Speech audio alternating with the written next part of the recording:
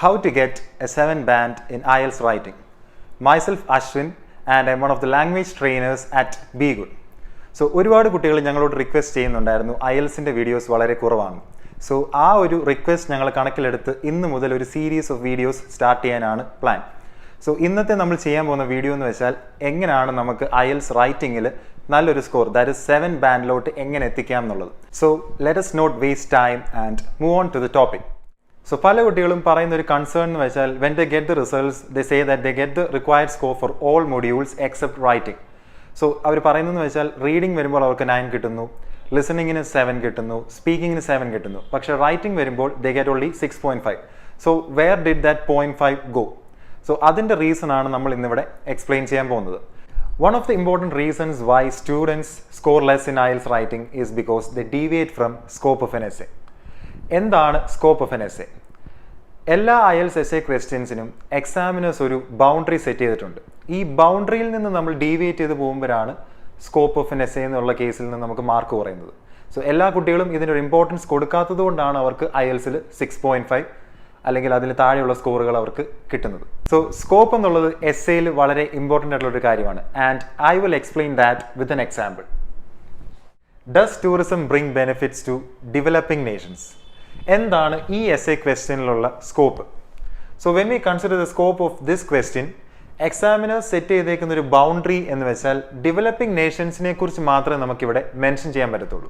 To B precise, tourism എന്ത് benefits ആണ് developing നേഷൻസിന് കൊടുക്കുന്നത്, ആ ഒരു മെൻഷനിങ് മാത്രമേ നമുക്ക് എഴുതാൻ പറ്റത്തുള്ളൂ.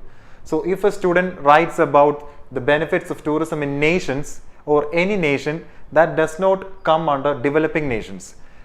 Just nations means that developing nations varam, underdeveloped nations varam, developed nations varam. So we are supposed to write about the benefits that tourism bring to developing nations only.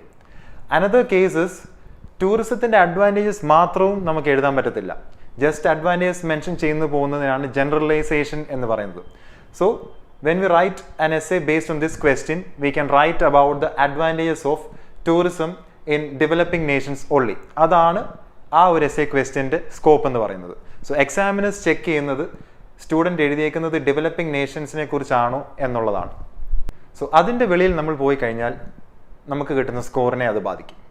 So ഇങ്ങനെയാണ് നമ്മൾ scope എന്താണെന്ന് കണ്ടെത്തേണ്ടത്. I will give you one more example to understand what scope is. Should the internet be introduced in high school education?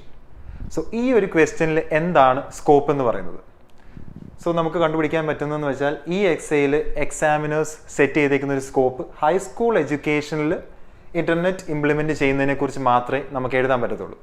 ആ ഒരു limit നമ്മൾ cross ചെയ്ത് കളഞ്ഞാൽ നമുക്ക് സ്കോപ്പിൽ നിന്നുള്ള ഡീവിയേഷനാണ്, അത് നമ്മുടെ മാർക്കിനെ ബാധിക്കും. If you write the benefits of internet in just education, it doesn't mean that it is in high school education. Just education means it can be under primary education, it can be under secondary education, and finally it can be under tertiary education. But we have to strictly stick on to high school education. So that is the scope which the examiners have set in this question. So നമ്മൾ ഈ essay എഴുതി തുടങ്ങുമ്പോൾ നമ്മൾ through out എഴുതേണ്ടത് high school എഡ്യൂക്കേഷന് internet എങ്ങനെ ബാധിക്കുന്നു, അല്ലെങ്കിൽ introduce ചെയ്യേണ്ടത്, അല്ലെങ്കിൽ ഇൻ്റർനെറ്റ് ഹൈസ്കൂൾ എഡ്യൂക്കേഷനിൽ ഇംപ്ലിമെൻറ്റ് ചെയ്യണോ വേണ്ടോ എന്ന് മാത്രമേ നമുക്ക് എഴുതാൻ പറ്റത്തുള്ളൂ. അതാണ് ഈ ഒരു എസ്സേ ക്വസ്റ്റ്യൻ്റെ സ്കോപ്പ് എന്ന് പറയുന്നത്. ഇതിൽ നിന്ന് ഡീവിയേറ്റ് ചെയ്ത് പോകുമ്പോഴാണ് നമുക്ക് സ്കോപ്പിൽ നിന്നുള്ള മാർക്ക് കുറയുന്നത്. സോ സ്കോപ്പ് എന്നുള്ളത് വളരെ ഇമ്പോർട്ടൻ്റ് ആയിട്ടുള്ളൊരു ടോപ്പിക്കാണ്. whenever you get a question, first of all read and understand the question and then find out what scope is. So ആ സ്കോപ്പിനെ ഡിപ്പെൻഡ് ചെയ്ത് വേണം നമ്മൾ എസ്സേ ഫുൾ എഴുതി തീർക്കേണ്ടത്. അങ്ങനെ എഴുതുവാണെങ്കിൽ നല്ല രീതിയിൽ നിങ്ങളുടെ സ്കോർ ഇൻക്രീസ് ആകുന്നതായിരിക്കും. So I hope this video was very useful for you. I believe that you will be sharing this video to all your friends. So if you have any doubt or suggestions regarding this topic, please feel free to comment in our YouTube channel as well as Facebook page. So നിങ്ങൾക്ക് ഇനി കൂടുതൽ exam ഓറിയൻറ്റഡും ബെനിഫിഷ്യലുമായിട്ടുള്ള പുതിയ വീഡിയോസുമായിട്ട് ഞങ്ങൾ വരുന്നതായിരിക്കും. Stay tuned for more videos. Take care. Bye.